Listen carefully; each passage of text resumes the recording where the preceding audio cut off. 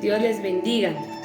En este momento voy a impartir con ustedes un tema que lleva por nombre o por título los requisitos que debe de tener la persona que ora para que su oración sea escuchada por Dios y a la vez tenga respuesta. Y para esto voy a leer acá en Santiago capítulo 5, versículo 16, y dice: la oración eficaz del justo puede mucho. En Proverbios 15, 29 dice: Jehová está lejos de los impíos, pero Él oye la oración de los justos. Aquí nos damos cuenta con estos dos versículos, aunque hay muchos más, que Dios escucha y está cerca de los justos. Alguno por ahí podrá decir: pero si no hay ningún justo. Pablo lo dijo allá en Romanos: no hay ni siquiera un justo, no hay uno que haga el bien. Entonces, como que aparentemente la palabra es contradictoria, pero Dios no está contradiciendo nada. De por sí, fuera de Cristo, todos estamos destituidos de la gloria de Dios. Desde cuando entró el pecado por un hombre y una mujer, que es Adán y Eva, todos fuimos condenados. Por lo tanto, a esto se refiere Pablo allá en Romanos, que todos somos pecadores, todos somos impíos. Pero entonces, ¿en qué momento el hombre adquiere la característica de justo? En el momento que reconoce y recibe a Dios como su Salvador. Cuando el hombre se da cuenta que necesita a Jesús en su vida para liberarlo de la condenación, lo acepta en su corazón, en su vida, y empieza a vivir conforme la palabra. Entonces, cuando recibimos a Dios, Dios nos justifica. Y aquí es necesario entender que somos justificados no por nuestras obras, sino por nuestra creencia, por creer que el sacrificio que Cristo hizo en la cruz fue suficiente para pagar nuestras deudas. Por lo tanto, voy a dar unas diferencias entre justo e impío. Primero, ¿cómo saber cuando una señorita es impía? La señorita es impía cuando anda en los hoteles dando la prueba de amor al novio, allá en los montes, se anda deshonrando con el fin de ganarlo por marido. Esta es la característica de una señorita impía. ¿Cuál es la característica de la señorita justa? ¿Cómo se identifica? Es aquella que vive conforme está escrito en Joel capítulo 1, versículo 8, y dice: llora tú como joven, vestida de cilicio, por el marido de tu juventud. La mujer justa es aquella que anda orando día y noche, ayunando, vigilando, llorándole a Dios para que le dé un hombre justo. Pero ¿qué pasa cuando esta mujer impía se casa con el marido que se ganó en el hotel? Empieza a decir: Dios no es justo, porque me dio a un hombre que en vez de darme comida me da palo. Se le olvida que yo soy su mujer y me agarra como pelota. Dios me ha dado algo que no sirve. Si tú buscaste a tu marido en un hotel, no te lo dio Dios, te lo dio el diablo. Y el diablo paga mal al que bien le sirve. Por eso debemos de tener cuidado en esto. ¿Cómo se identifica un joven impío? Es aquel que se anda masturbando, viendo pornografías, mujeres desnudas en el teléfono, aunque forme parte de un grupo. No todo el que dice Señor, Señor va a entrar al reino de los cielos. Pero ¿sabe cómo se identifica el hombre justo? El hombre justo se identifica porque vive conforme está escrito allá en Primera de Corintios, capítulo 7, versículo 32, y dice que el hombre, el joven, justo, tiene cuidado de las cosas del Señor, de cómo agradar a su Señor. El joven justo es aquel que está estudiando la palabra. Si forma parte de un ministerio, está practicando, se está ejercitando en cómo ejecutar el teclado. Está meditando en cómo agradar al Señor. ¿Cómo se identifica una mujer impía? Es aquella que anda llevando chismes con la vecina en el mercado. Anda criticando, hablando mal de su propio esposo, de sus padres, de sus hijos. Así se identifica una mujer impía. Es aquella que abre la boca y no piensa lo que dice. ¿Cómo se identifica la mujer justa?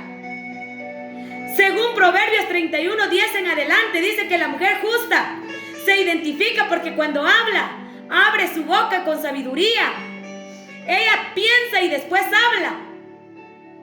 ¿Y sabe cómo le llaman los hijos a la madre impía? La chismosa, la metiche, la vieja. Pero ¿saben cómo le llaman los hijos a la madre o a la mujer justa? Dice en Proverbios 31, sus hijos se levantan y la llaman bienaventurada. ¿Sabe cómo se identifica un hombre padre de familia como impío? Cuando anda sudando, trabaja casi de día y de noche. Gana bien, pero lamentablemente ese dinero lo ocupa para darle la mejor vida que pueda al amante. Se lo lleva en el mejor restaurante, le compra la mejor ropa, le compra el mejor teléfono, lo lleva en el mejor hotel. O si no lo gasta con la amante, lo gasta en una cantina. Allá está dejando todo el sueldo con el cantinero. Pero ¿sabe cómo se identifica un padre o un esposo justo? En vez de estar gastando sus deleites, el dinero en sus deleites y pecados, este dinero lo gasta para llevarle la ofrenda a Dios, para proveer lo necesario en su casa, para mantener a su esposa, para vestir a su esposa,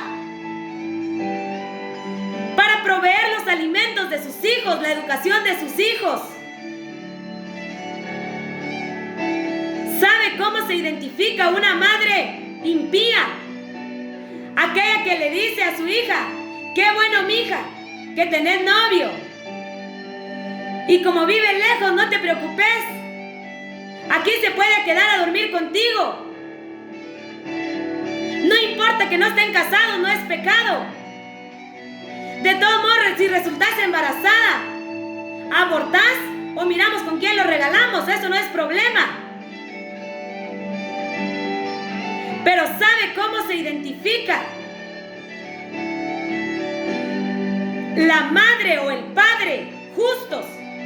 Aquellos que no toleran el pecado a sus hijos, aquellos que están pendientes de sus hijos, aquellos que están al tanto en dónde anda, con quién anda, qué hora salió, qué horas entró, como lo hizo Job. Job era un padre justo.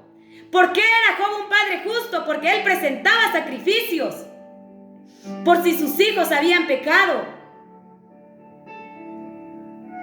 para santificarlos.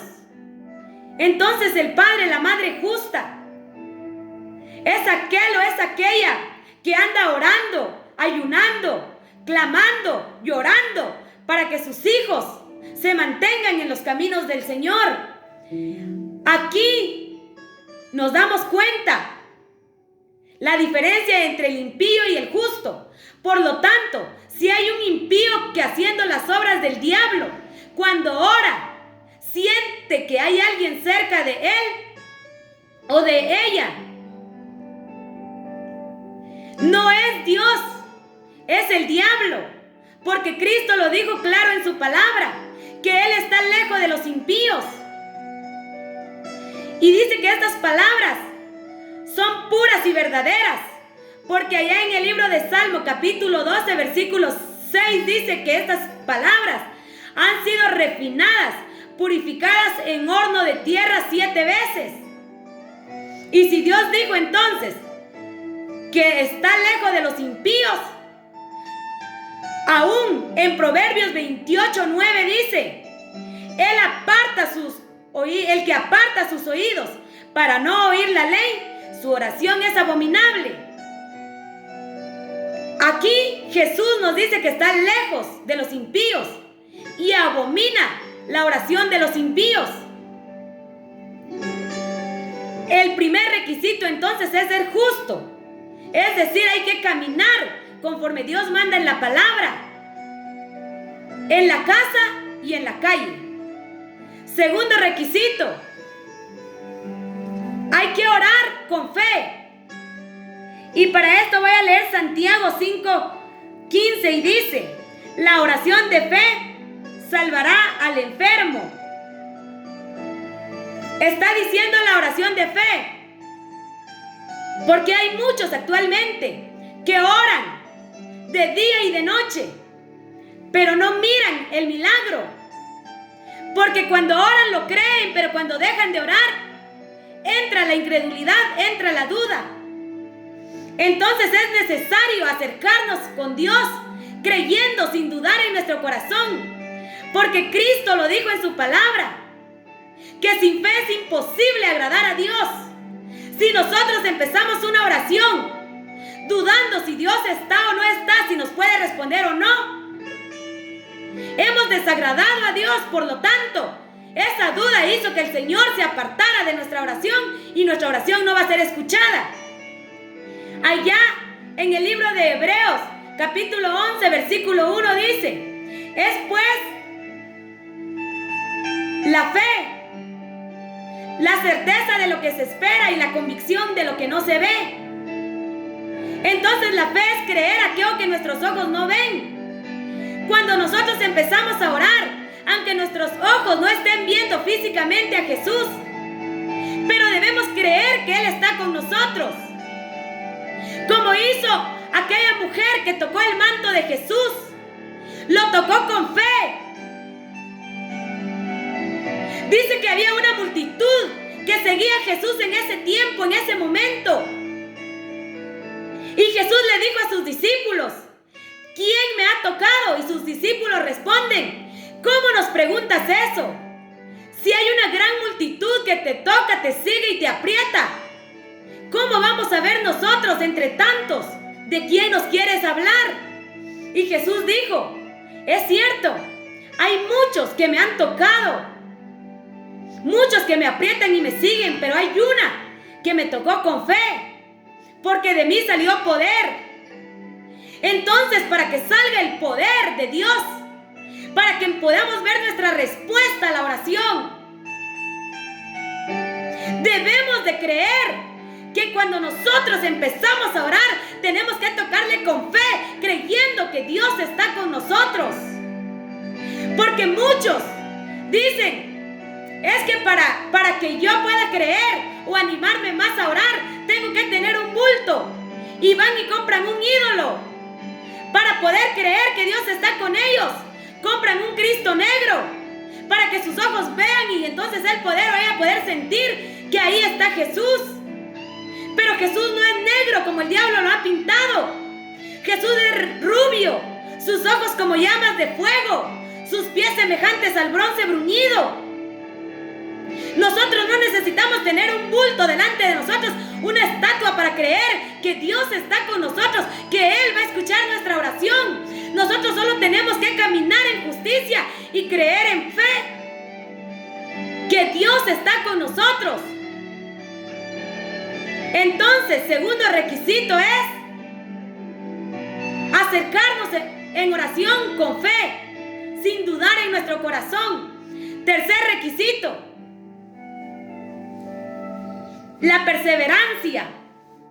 Y para esto voy a leer allá en el libro de San Lucas, capítulo 18, versículo 1. Y aquí encontramos la parábola de la viuda y del juez injusto.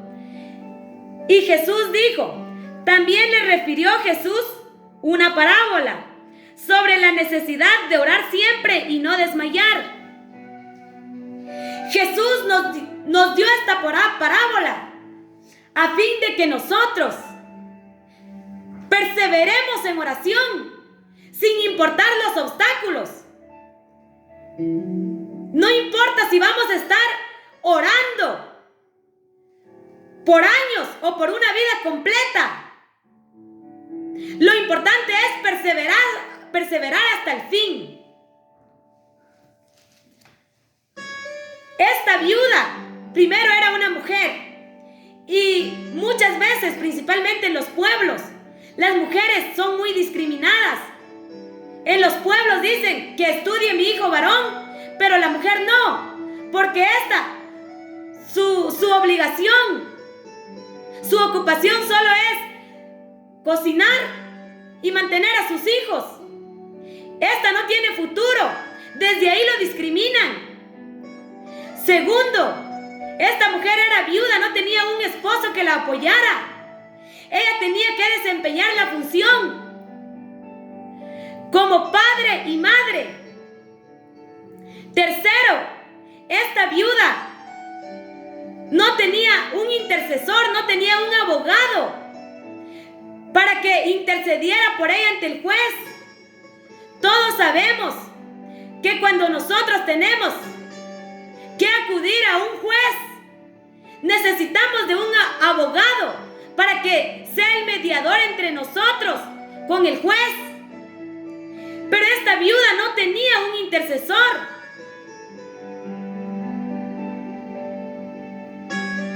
En cambio, nosotros actualmente tenemos el intercesor, tenemos el abogado, y este es Jesucristo. Jesucristo aboga por nosotros ante Dios nuestro Señor. Quinto, esta viuda no podía hablar cualquier hora con el juez. Digamos que el juez solo atendía de 8 a 4 y como ella no tenía una cita, ella solo tenía que estar al pendiente en qué momento el juez se desocupaba o lograba una oportunidad de hablar con él. En cambio, nosotros tenemos la promesa de que podemos hablar con Dios de día y de noche. Dios siempre está al pendiente de nosotros, atento a nuestras oraciones. Siempre que caminemos en justicia y nos acercamos con fe, Dios siempre va a estar atento a nosotros cualquier hora. No importa en qué momento, pero esta viuda no. Solo podía hablar determinadas horas con el juez. Sexto, esta viuda no tenía esperanzas de que el juez le iba a hacer justicia. El juez no le había dado ninguna esperanza, no le había dicho, venite todos los días, un día de estos te voy a hacer justicia. No tenía esa esperanza. La única esperanza que tenía era en su corazón. Pero nosotros sí tenemos una esperanza de que si clamamos a Dios, Él nos va a escuchar y nos va a responder, nos va a hacer justicia. Allá en Jeremías 33:3 dice, clama a mí y yo te responderé. Él ahí ya nos dio la promesa que si clamamos nos va a responder. Y aquí en Lucas 18:7 dice, ¿acaso Dios no hará justicia a sus escogidos que claman a Él de día y de noche? ¿Se tardará en responder? Aquí nos podemos dar cuenta que Jesús nos está prometiendo una respuesta cuando clamamos. Es algo que la viuda no tenía. Entonces la invitación, la exhortación que Jesús nos hace, la orden o el mandato que Jesús nos da a través de esta parábola es que no importan los obstáculos, perseveremos en oración hasta el final. Esta viuda, a pesar de que era mujer, no tenía esposo, no tenía abogado, no tenía una hora específica para hablar con el juez, no tenía promesa que el juez le iba a hacer justicia.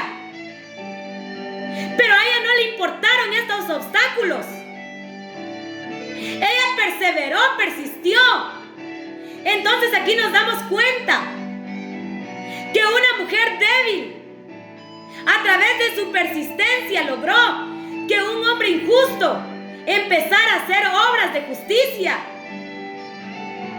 Si nuestro padre, nuestra madre, o nuestro esposo, o nuestros hijos nos están tratando mal, se están portando injustos con nosotros, ¿cómo vamos a lograr que ellos cambien? Orando y no dejar de orar hasta lograr ver el cambio en ese hombre, en esa mujer que andan comportándose injustamente.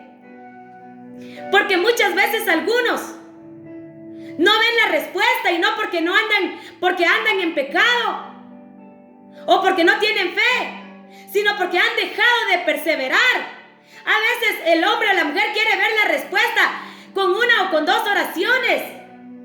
Pero Cristo nos enseña a través de esta parábola que en realidad nuestra respuesta se puede tardar años en llegar. Pero Dios nos ordena a no desmayar. Perseveremos hasta el final, hasta ver la victoria. Por lo tanto, con esto nos damos cuenta que en la perseverancia está el éxito, está la victoria. Muchos han enterrado ministerios, han dejado de caminar en los caminos de Dios por falta de perseverancia. Quieren que Dios los empiece a usar con una oración que hagan. Quieren ver el poder de Dios con una oración. Quieren descubrir el talento con una oración. Y esto no es así. Hay respuestas que se van a tardar, pero el que prometió dar la respuesta es fiel. Entonces solo debemos de esperar con paciencia y perseverancia. Por lo tanto, los 3 requisitos son justicia, fe y perseverancia para obtener nuestra respuesta. Que el Señor les bendiga.